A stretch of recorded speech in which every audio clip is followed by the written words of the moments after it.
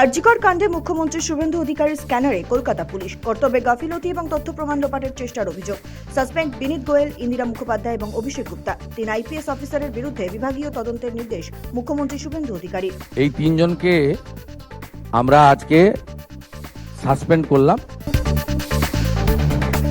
আরজিকর ইস্যুতে এবার তদন্তের আওতায় Mamata Bandyopadhyay. Phone, call record, WhatsApp chat সব খতিয়ে দেখা হবে। সাফ হুঁশিয়ারি মুখ্যমন্ত্রী শুভেন্দু অধিকারী।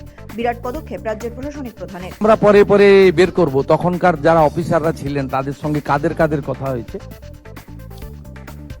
কোন মন্ত্রী মুখ্যমন্ত্রী দিদেন টাইমে তাদের কোনো ইনস্ট্রাকশন ছিল কিনা। প্রেসিডেন্সিতে শাহজাহানদের হাতে স্মার্টফোন, জেলে বসেই দুর্নীতি নেটওয়ার্ক। পূর্বতন শাসক শিবিরের সহযোগিতায় স্মার্টফোন ব্যবহারের অভিযোগ। প্রেসিডেন্সি সংশোধনাগারে সেই ঘুঘুর বাসা ভাঙতে তৎপর মুখ্যমন্ত্রী শুভেন্দু অধিকারী। সাসপেন্ড প্রেসিডেন্সি জেলের সুপার ও চিফ কন্ট্রোলার। ঘটনার তদন্তভার তুলে দেওয়া হয়েছে সিআইডির হাতে। দুজনকে সাসপেন্ড করছি। Mister N Kujur, superintendent of presidency correctional home, আরেকজন দীপ্ত ঘোড়াই, chief controller of presidency correctional home. আমি এইচএস কে বলবো কেসটা সিআইডি কে ট্রান্সফার করুন। তিলজলায় এখনই আর বুলডোজার অ্যাকশন নয়। বেআইনি নির্মাণ ভাঙার উপর স্থগিতাদেশ হাইকোর্টের। আদালত জানিয়েছে যে অংশ ভাঙা হয়েছে সেটি বিপজ্জনক হলে বাড়ির মালিকের সঙ্গে আলোচনা করে ভাঙতে পারবে পুরসভা। তবে আইন মেনে সব পদক্ষেপ করতে হবে পুলিশ ও পুরসভাকে। এখনই সেখানকার কোনো বাসিন্দার পুনর্বাসনের বন্দোবস্ত করা হচ্ছে না, জানিয়ে দিল উচ্চ আদালত। উত্তরপ্রদেশ মডেল এবার বাংলায়। পালাবদলের পর এবার নতুন মুখ্যমন্ত্রীর জনতার দরবার। পশ্চিমবঙ্গে শুরু হতে চলেছে মুখ্যমন্ত্রী শুভেন্দু অধিকারীর জনতার দরবার। আগামী 1 জুন থেকে শুরু। সপ্তাহে অন্তত 1 থেকে 2 দিন সাধারণ মানুষের সঙ্গে সরাসরি কথা বলবেন। মানুষের অভাব অভিযোগ শুনে দ্রুত সমাধানের চেষ্টা করবেন মুখ্যমন্ত্রী। পশ্চিমবঙ্গের সংসদীয় ইতিহাসে এক নতুন অধ্যায়। 18তম বিধানসভার প্রথম অধিবেশন শুরু হলো এক ঐতিহাসিক পরিবর্তনের মধ্য দিয়ে।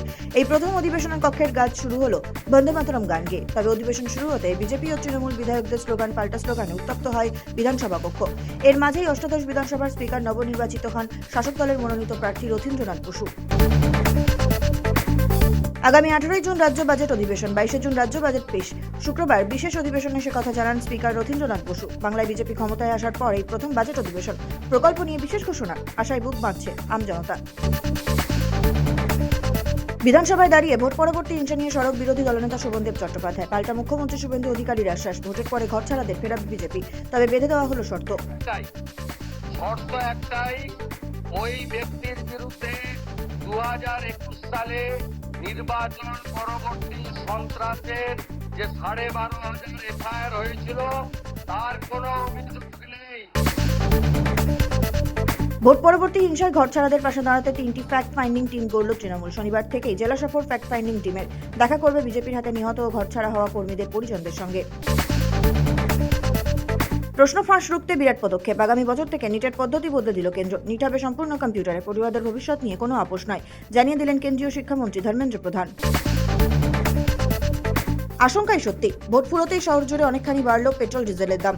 এক ধাক্কায় 3 টাকা করে বেড়ে গেল পেট্রোল এবং ডিজেলের দাম। বেড়েছে সিএনজির দামও। এই জোড়া মূল্যবৃদ্ধিতে ভোগান্তিতে আমজনতা।